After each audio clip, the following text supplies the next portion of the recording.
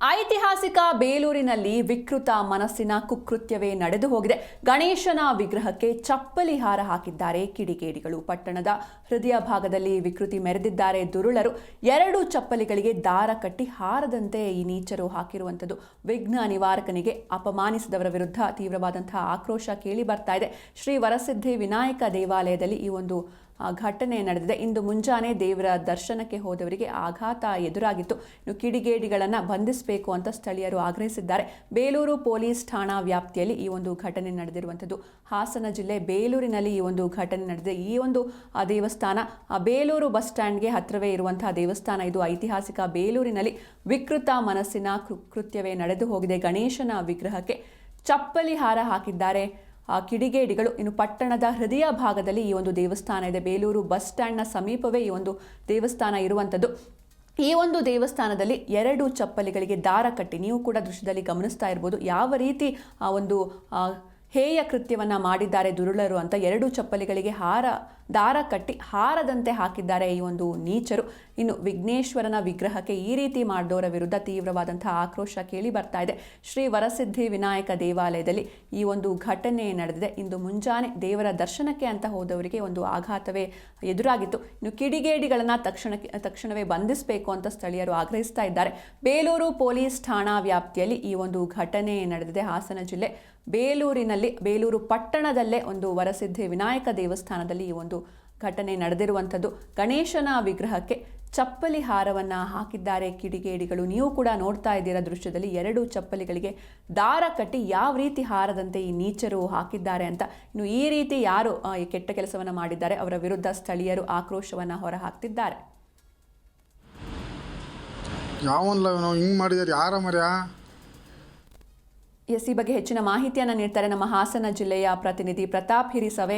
ಪ್ರತಾಪ್, ಇನ್ನು ಐತಿಹಾಸಿಕ ಬೇಲೂರಿನಲ್ಲಿ ಒಂದು ವಿಕೃತ ಮನಸ್ಸಿನ ಕುಕೃತ್ಯವೇ ನಡೆದು ಹೋಗಿದೆ. ಗಣೇಶನ ವಿಗ್ರಹಕ್ಕೆ ಚಪ್ಪಲಿ ಹಾರ ಹಾಕಿದ್ದಾರೆ. ಯಾವಾಗಿದಾಯಿತು, ಯಾರು ಅಂತ ಏನಾದರೂ ಗೊತ್ತಾಯ್ತಾ? ಹೇಗೆ ಸಿಂಚನ ಏನಂತ ಹೇಳಿದ್ರೆ ಬೇಲೂರು ಪಟ್ಟಣದಲ್ಲಿ ನಡೆದಿರುವಂತಹ ಘಟನೆ ಇದು.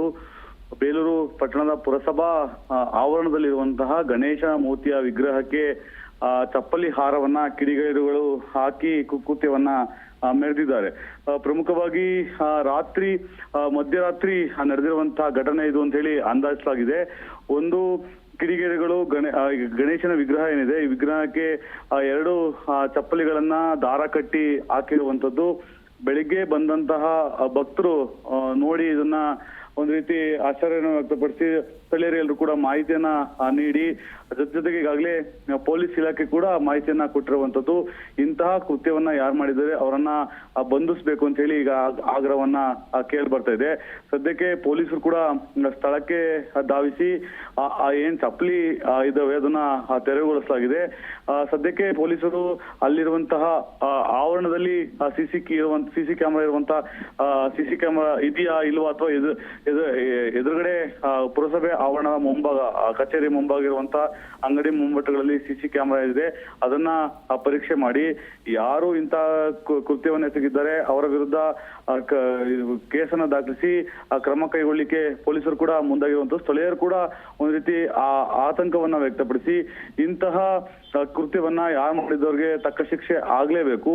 ಒಂದು ರೀತಿ ದೇವರ ಸಮಾನ ಕಾಣುವಂತವ್ರನ್ನ ಯಾರು ಇಂತ ಕುಕೃತ್ಯವನ್ನ ಎಸಗಿದ್ದಾರೆ ಶಿಕ್ಷೆ ಆಗ್ಬೇಕು ಅಂತ ಹೇಳಿ ಸ್ಥಳೀಯರು ಕೂಡ ಒತ್ತಾಯವನ್ನ ಮಾಡ್ತಿದ್ದಾರೆ. ಸಿಂಚನ. ಪ್ರತಾಪ್, ಇನ್ನು ಈ ಹಿಂದೆ ಯಾವಾಗ್ಲಾದ್ರೂ ಈ ರೀತಿ ಘಟನೆಗಳು ನಡೆದಿತ್ತಾ ಅಥವಾ ಇದು ಮೊದಲನೇ ಬಾರಿನ ಹೇಗೆ ಅಂತ? ಸಿಂಚನ, ಸದ್ಯಕ್ಕೆ ಹಿಂದೆ ಇಂಥ ಘಟನೆಗಳು ನಡೆದಿಲ್ಲ. ಆದ್ರೆ ಒಂದು ಬೇಲೂರು ಅನ್ನುವಂಥದ್ದು ಒಂದು ಐತಿಹಾಸಿಕ ಸ್ಥಳ. ಬೇಲೂರು ಚೆನ್ನಕೇಶವ ದೇವಾಲಯ ಇದೆ, ಒಂದು ಐತಿಹಾಸಿಕ ಸ್ಥಳ ಆಗಿರೋದ್ರಿಂದ ಇಂಥ ಕೃತ್ಯವನ್ನ ಇದೇ ಸ್ಥಳದಲ್ಲಿ ಮಾಡುವಂಥದ್ದು ನಿಜಕ್ಕೂ ಕೂಡ ದುರಂತ ಹೆಸರು. ಯಾಕೆಂದ್ರೆ ಜನರು ನಂಬಿಕೆ ಇದೆ. ಜೊತೆಗೆ ಇಂಥ ಟೈಮು ಗಣೇಶನನ್ನ ಪೂಜಿಸುವಂತಹ ಸಮಯದಲ್ಲಿ ಇಂಥ ಕೃತ್ಯ ಎಸಗಿರುವಂತದ್ದು ನಿಜಕ್ಕೂ ಕೂಡ ದುರಂತ. ಇಂಥ ಯಾರು ಇಂಥ ನೀಚತನ ಮಾಡಿದರೆ ಅವ್ರಿಗೆ ಶಿಕ್ಷೆ ಆಗ್ಬೇಕು ಅನ್ನೋದು ಕೂಡ ಸ್ಥಳೀಯರ ಆಗ್ರಹವಾಗಿದೆ. ಸಿಂಚನ. ಓಕೆ, ಥ್ಯಾಂಕ್ ಯು ಪ್ರತಾಪ್ ನಿಮ್ಮೆಲ್ಲ ಡೀಟೇಲ್ಸ್ಗಾಗಿ.